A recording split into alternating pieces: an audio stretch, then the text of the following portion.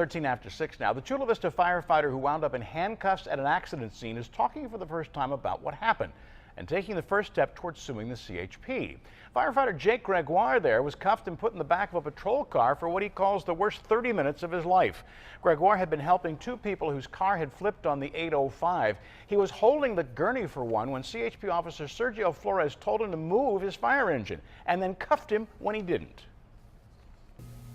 If I moved that fire engine and went home, I couldn't live with myself for the rest of my life knowing that potentially somebody could have been injured because I didn't stand up for what I believed in. The CHP and Chula Vista Fire issued statements calling this incident isolated, but 10 News has learned that before and after that incident, this same officer was involved in other similar incidents. Jake Gregoire's attorney Dan Gillian is joining us now live to talk about the claims against the CHP and the state. So you've already filed the claims, which is basically the precursor to being able to file a lawsuit. What is your client asking for? Well, right now he's asking that the policy be changed and really make the CHP acknowledge that when the firefighters are on the scene of an accident, they're in command. The CHP doesn't have the resources to care for the sick and injured. So what we're asking, and Gregoire is asking, is if the CHP would simply acknowledge that the firefighters are in command and no other firefighters will be arrested simply for where they park an engine, then this case will go away. If they don't want to take that settlement, that resolution, then this case will be litigated in courts. Let me play devil's advocate for just a second here, if I can, Dan. The CHP is in charge of safety on the freeways. That's the state they're in charge of making sure that everybody on the side is not hit by another car coming along.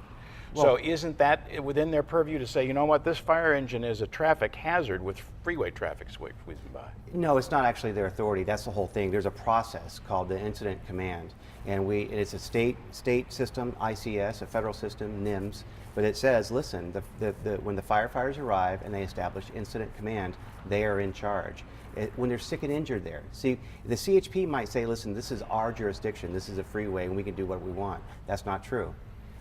What the firefighters, when they arrived, they said, we have command. And if the CHP wanted to take command back, there would have to have been a formal transfer process so everyone's on the same page. They never bothered to go through with that.